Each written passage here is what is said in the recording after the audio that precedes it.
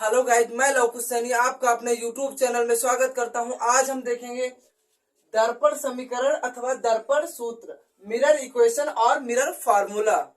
दर्पण समीकरण अथवा दर्पण सूत्र, मिरर इक्वेशन और मिरर फार्मूला। देखना, दर्पण से वस्तु की दूरी, जो हमारा ये कि दर्पण दे रखा है, क्या दे रखा है, हमारा दर्पण दे रखा है, जहां से हमारे ये भी हमारा कोई वस्तु है, जहां तक के बीच की दूरी हमारा कितना है, यू है। एक दर्पण दे रखा है, M1 M2 हमारा क्या दे रखा है, एक दर्पण दे रखा है, जहां से हमारे वस्तु ये भी की दूरी कितना है, यू दे रखा है। वस्तु एक दर्पण M1 और M2 दे रखा है, जहां से वस्तु ये भी की दूरी कितना दे रखा है, यू दे रखा है। फिर वस्तु के प्रतिबिंब की दूरी B, ये देखिए हमारा, जब हमारा प्रतिबिंब ये डैश बी डैश, वस्तु का जो प्रतिबिंब है उनके बीच की दूरी कितना होगा, हमारा बी होगा। क्या होगा, बी।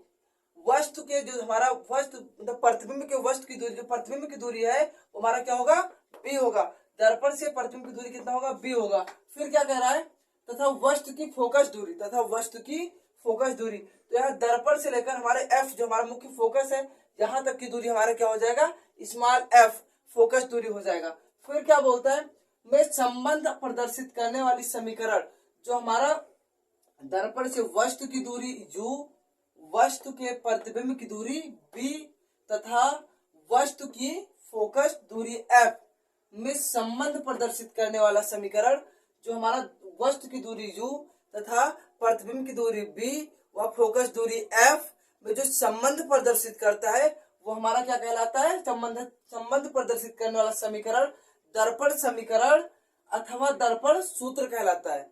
जो हमारा u, v तथा f में संबंध प्रदर्शित करता है उसे हम दर्पण समीकरण या दर्पण सूत्र कहते हैं। माना M1 M2 एक अवतल दर्पण है, हम क्या माने, M1 M2 क्या है, मेरा एक अवतल दर्पण है। माना M1 M2 एक अवतल दर्पण है, जिसका ध्रुव क्या है, P, जिसका ध्रुव देखना यहाँ पे क्या है, P है, जिसका ध्रुव क्या है, P, तथा फोकस F, तथा फोकस हमारा क्या दे रखा है, F दे रखा है, जिसका ध्रुव P तथा फोकस F, और वक्रता केंद्र C, वक्रता केंद्र हमारा क्या दे रखा है, वक्रता केंद्र C। इसके सामने मुख्य अक्ष पर एक वस्तु, इसी के जस्ट सामने मुख्य अक्ष, ये हमारा दर्पण के ध्रुव से लेकर वक्रता केंद्र तक की जो सीधी रेखा जाती है उसे हम क्या बोलते हैं, मुख्य अक्ष बोलते हैं। रिपीट एक बार कर रहे हैं, दर्पण के ध्रुव से लेकर वक्रता केंद्र तक की जो हमारी सीधी रेखा जाती है उसे हम क्या बोलते हैं, मुख्य अक्ष बोलते हैं। और मुख्य अक्ष पर एक वस्तु हमारा क्या रखा है, ये भी, मुख्य अक्ष पर एक वस्तु ये भी क्या रखा है, मुख्य अक्ष जो हमारा ये दे रखा है, इस पर एक वस्तु क्या रखा है, ये भी रखा है। क्या रखा है, वो एक वस्तु ये भी रखा है। वस्तु के बिंदु ये से, वस्तु के बिंदु ये से, यहाँ वस्तु के बिंदु ये से मुख्य अक्ष के समांतर, वस्तु के बिंदु ये से मुख्य अक्ष के समांतर चलने वाली किरण ये ई दर्पण पर बिंदु ई पर आपतित होती है।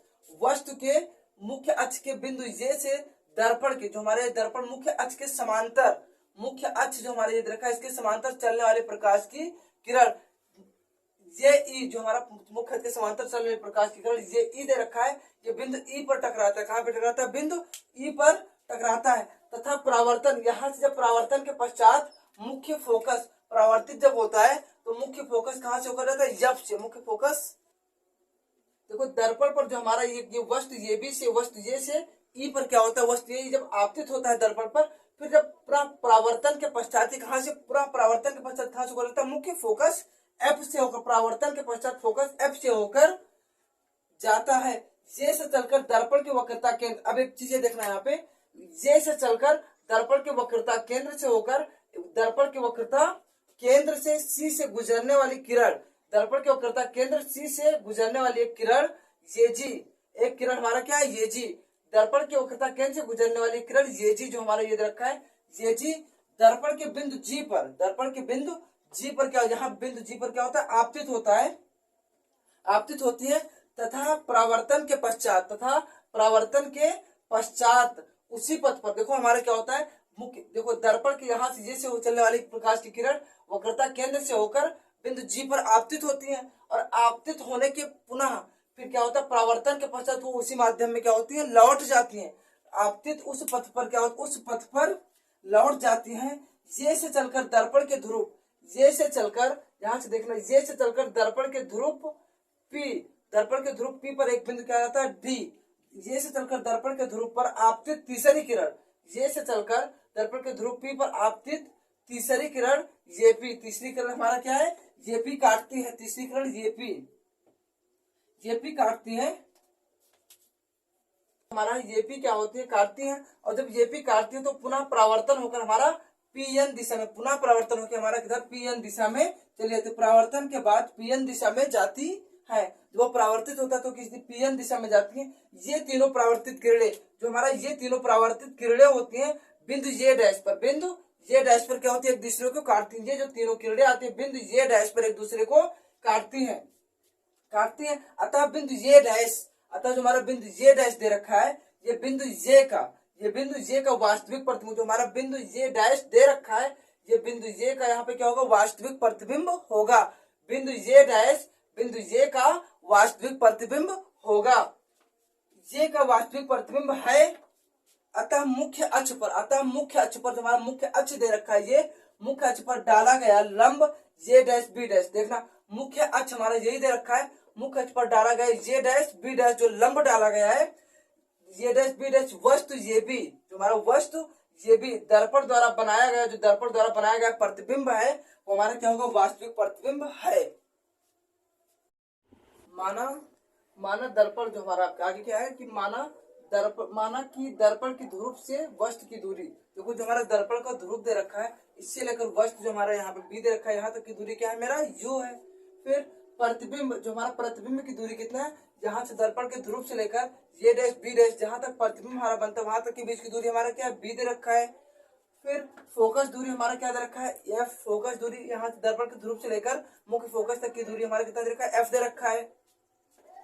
अब U, B, F में संबंध, अब मुझे क्या दर्शाना है U, B, F में संबंध।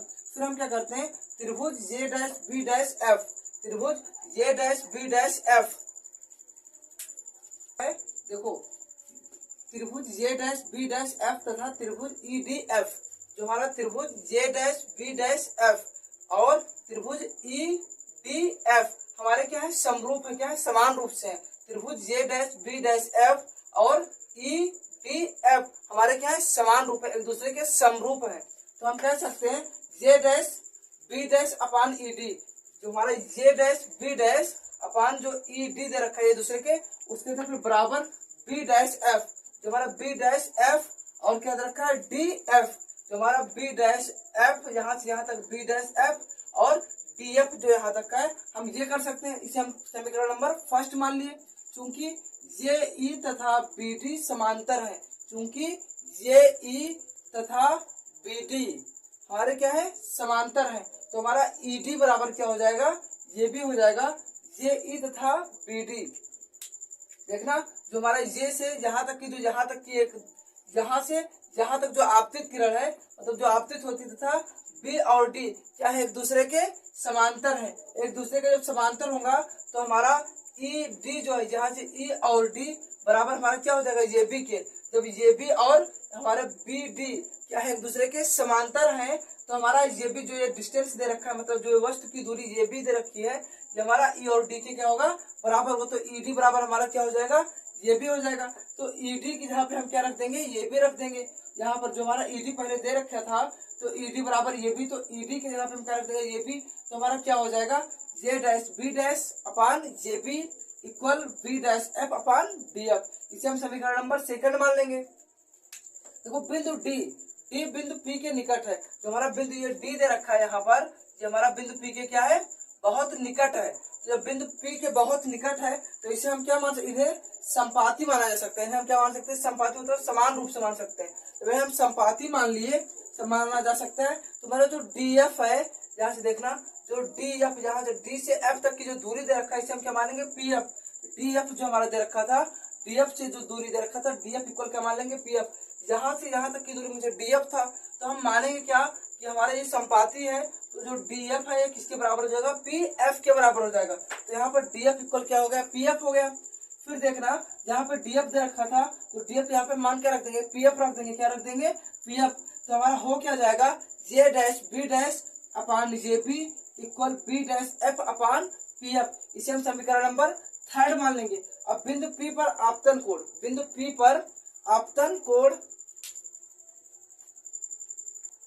बिंदु P पर आपतन कोण ये PB। देखो बिंदु P पर, जो हमारा बिंदु P दे रखा है, इस पर आपतन कोण ये PB, जो हम त्रिभुज यहां से ये लिए हैं, बिंदु P पर आपतन कोण ये PB तथा आपतन कोण बराबर परावर्तन कोण। अब परावर्तन कोण हमारा क्या होगा, ये डैश, देखना परावर्तन कोण क्या होगा हमारा, ये डैश P और B डैश, परावर्तन कोण क्या होगा, ये डैश फिर P फिर B डैश, ये वाला जो हमारा यहाँ ये है, हमारा क्या होगा परावर्तन कोण। तो हमारा आपतन कोण ये PB, आपतन कोण ये P बराबर ये PB बराबर परावर्तन कोण ये डैश PB डैश, समकोण त्रिभुज ये BP तथा ये डैश PB डैश समरूप है। अब हम देखेंगे यहाँ पे अतः समकोण त्रिभुज, अगला हमारा हो चुका था। अतः समकोण त्रिभुज ये BP, अतः समकोण त्रिभुज हमारा क्या दे रखा है ये, अतः समकोण त्रिभुज ये BP तथा ये डैश B डैश P भी क्या है समरूप है। हमारा समकोण त्रिभुज ये BP तथा ये डैश B डैश और P क्या है समरूप है। तो हमारा क्या हो जाएगा ये डैश B डैश अपान ये B इक्वल मेरा क्या होगा PB, इक्वल हमारा क्या होगा PB डैश अपान PB डैश अपान क्या हो जाएगा PB के यहां से यहां तक की दूरी, ठीक है, क्या हो जाएगा PB डैश अपान पूरी डिस्टेंस PB हो जाएगा, ठीक है। अब देखो हम क्या किए, जो समीकरण 3 पहले हमारा था, समीकरण 3 और 4 की तुलना करने पर हम समीकरण 3 और 4 की तुलना कर देंगे। तो समीकरण 3 में मेरा क्या दे रखा था, ये डैश B डैश अपान ये B बराबर हमारा ये डैश B डैश अपान ये B बराबर हमारा क्या देखा था B डैश F अपान PF। तो हम ये डैश B डैश अपान ये B जहाँ पे क्या रख देंगे B डैश F अपान PF इक्वल हमारा क्या हो जाएगा PB डैश अपान PB क्या हो जाएगा। समीकरण 3 में मेरा क्या दे रखा था कि ये डैश B डैश अपान ये B equal B dash F अपान PF दे रखा था। तो यहाँ पे हमारा समीकरण 4 क्या था, ये डैश B डैश अपान ये B इक्वल PB डैश अपान PB। तो जो हमारा समीकरण 3 पहले दे रखा था ये B का मान, वो हम ये डैश B डैश अपान ये B के यहाँ पे रख देंगे। तो हमारा हो क्या जाएगा B डैश F अपान PF इक्वल P, हमारा क्या हो जाएगा B डैश F अपान PF इक्वल PB डैश अपान PB। अब देखना यहाँ पे क्या होता है कि हमारा B डैश F का मुझे बीच का डिस्टेंस निकालना है। तो हम यहाँ से क्या लेंगे P से B तक की दूरी, मतलब B डैश, देखो B डैश में से हम क्या कर देंगे PF को घटा देंगे, दोबारा B डैश दे रखा है, इसमें से इतनी दूरी हम घटा देंगे तो मेरा इतना दूरी निकल जाएगा। तो हम क्या करेंगे PB डैश माइनस PF कर देंगे अपान PF हो जाएगा, और यहाँ पे PB डैश अपान PB हो जाएगा। अब यहाँ पे देखना PB डैश क्या है, P से B डैश के बीच की दूरी हमारा क्या होगा V होगा, क्या होगा B, क्योंकि यहाँ पे जो प्रतिबिंब की दूरी है पता है दर्पण के ध्रुव से लेकर जहां पर मेरा प्रतिबिंब बनता है, जहां पे तीनों रेखा एक दूसरे को काटती है, वहां तक के बीच की दूरी को हम क्या बोलते हैं प्रतिबिंब की दूरी बोलते हैं। दर्पण के ध्रुव से लेकर जहां पर तीन रेखाएं एक दूसरे को हमारे काटती है, वहां तक की दूरी को हम क्या बोलेंगे प्रतिबिंब की दूरी। तो हमारे यहाँ पे क्या हो जाएगा माइनस B हो जाएगा। उसके बाद में फिर PF दर्पण के ध्रुव से लेकर मुख्य फोकस तक के बीच की दूरी को हम क्या बोलते हैं फोकस दूरी बोलते हैं। तो हमारा क्या हो जाएगा माइनस F अपान PF का मान माइनस F हो जाएगा।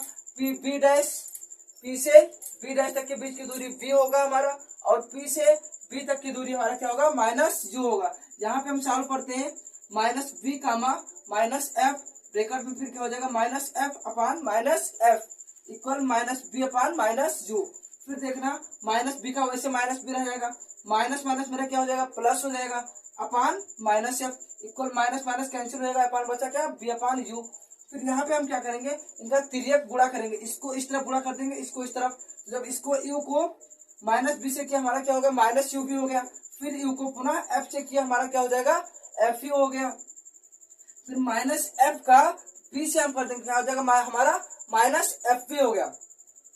अब देखना इसको हम क्या किए FB को इधर माइनस में था इधर लेकर आए किसमें हो गया प्लस में हो गया, और इधर माइनस यूबी माइनस में था, उधर कितना हो जाएगा प्लस में। तो हमारा क्या हो गया F B plus F U equal UB. हम क्या करते हैं दोनों पक्षों में यू वी एफ से क्या कर देंगे भाग कर देंगे, दोनों पक्षों में क्या करेंगे यू वी एफ से हम भाग कर देंगे। यहाँ पे यू वी एफ से जब हम भाग करेंगे एफ से एफ मेरा क्या हो जाएगा कैंसिल हो जाएगा, एफ से एफ हमारा क्या हो जाएगा कट जाएगा।